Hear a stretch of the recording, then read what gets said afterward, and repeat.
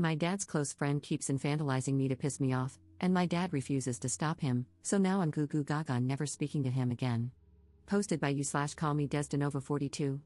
Years ago, my dad met Harold through mutual friends, and they hit it off. I was 18 and in college when I met him, and we never had a close relationship. However, he always seemed to think of himself as a family friend and was extremely infantilizing and condescending toward me. Every time I saw him, I tried to tell myself it wasn't that bad, only for him to prove me wrong less than a minute later.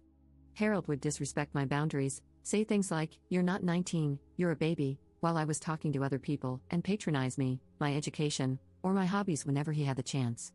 He always noticed that it annoyed me, to which he'd playfully ask if I hated him. I always said no, but only for my father's sake.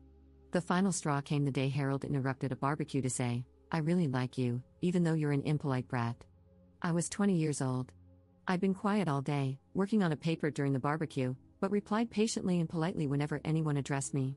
And even if that hadn't been the case, I knew he didn't have the right to talk to me like that. After that, I started making an effort to avoid any events I knew he'd be attending. Yesterday was my father's girlfriend's birthday. They threw a small lunch party at my dad's apartment. I went there with my fiancé and our 6-month-old son. Harold was there. I hadn't seen him in months, but he still talked to me as if I were a dumb child. Never mind that I'm engaged, a mother, and 26 years old. I spent the whole party ignoring his helpful advice about me being too young to get married or be a mom. It helped that most of the other guests seemed to disagree with him. My baby spent most of the afternoon sleeping. There's a bassinet in my old room. He woke up hungry, so I went to breastfeed him and excused myself from the party for a while. When I returned, I was met with jokes and comments, all from Harold, about how I was probably struggling if my son was managing to keep me away for so long.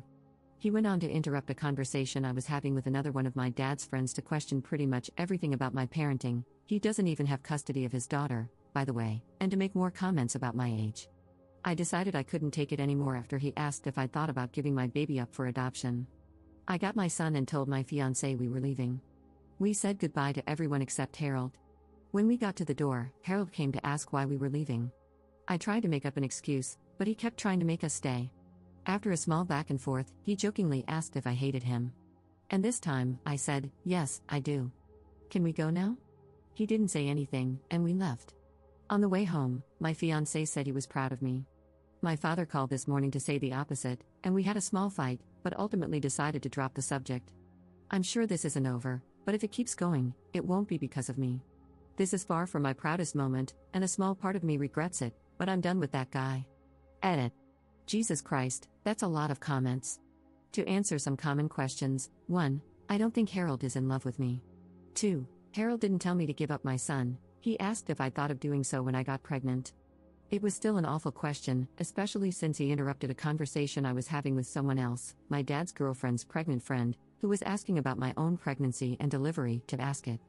3. I don't like making a big deal out of things unless necessary. If I'm uncomfortable, I leave. If I don't like someone, I avoid them. It's usually less stressful. 4. The fight between my father and me ended when I told him about the adoption comment. I don't think he understands that's not the only reason I left, but it was definitely the final straw. 5. I really don't need my father to stop being friends with Harold. He's a grown man capable of making his own crappy decisions. 6. I never told my dad I hated Harold because I never thought I had to like him in the first place. He's my father's friend, not mine.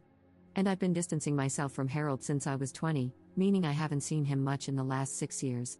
7. My fiancé was on the other side of the room and wasn't listening to Harold's comments. I filled him in when we got to the car. He's 100% on my side. Update 8 days later. Hey guys, I wasn't going to write an update, but I just got some free time, so I figured I'd fill you in. I'll start by addressing the very frequent assumption that Harold has feelings for me. I really don't think that's the case. His comments always came across as annoying and condescending, but never intimate. That said, your comments scared the hell out of me. And the fact that the general consensus was screw Harold was weirdly heartwarming. I also want to add that, while I did regret what I said a little, I never doubted I'd done the right thing. I think most of my regret came from realizing that my 8 years of keeping the peace were over. It took some time for the relief to sink in. Truth be told, I've been wanting to do this since the barbecue incident, which was when I went from I don't like that guy to I can't stand that guy. My father called Harold the day after I made my previous post.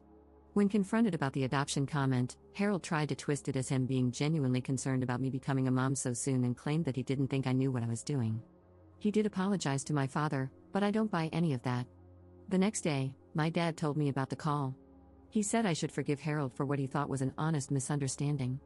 He also told me I should apologize too, since I'd overreacted by telling Harold I hated him for such a small reason. Many of Harold's past comments were made with my father nearby. They often happened in the middle of conversations with other people, so he'd be too distracted to notice. Even when he was present, he usually didn't register them. My dad doesn't pay enough attention to anything that doesn't either concern or anger him, and he'll likely forget it until something else upsets him later. He's like a roided-up goldfish.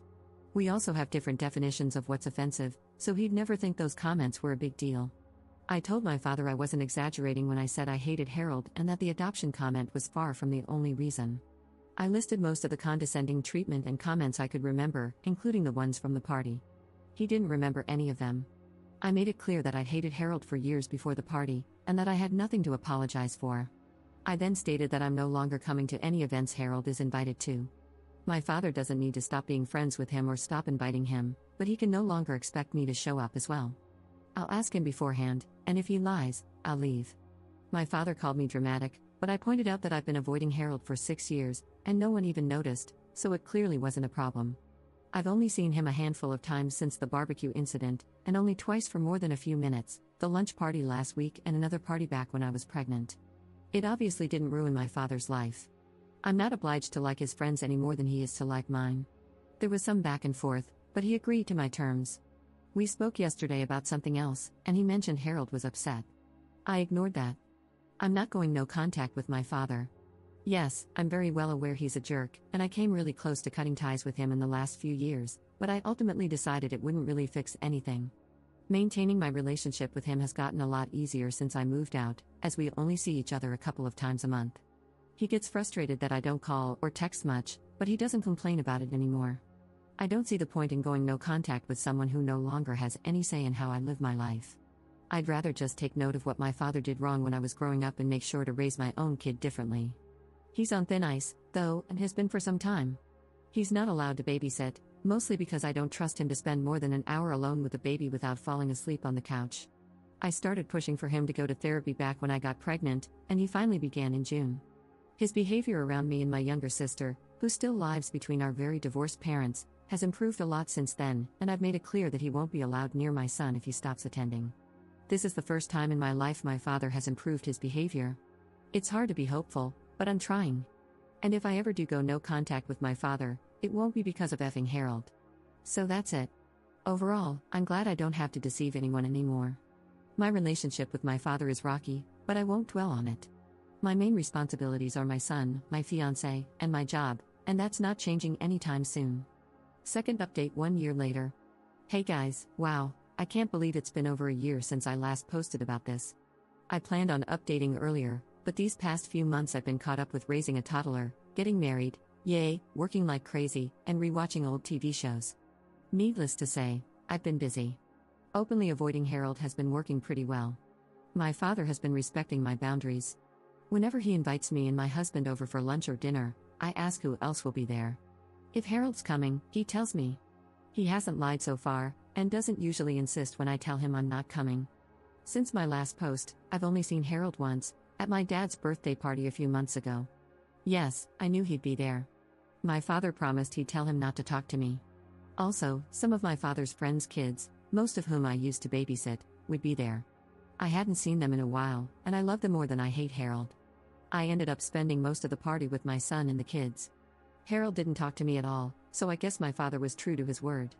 My husband and I did catch him staring at us a couple of times, but I decided to ignore it.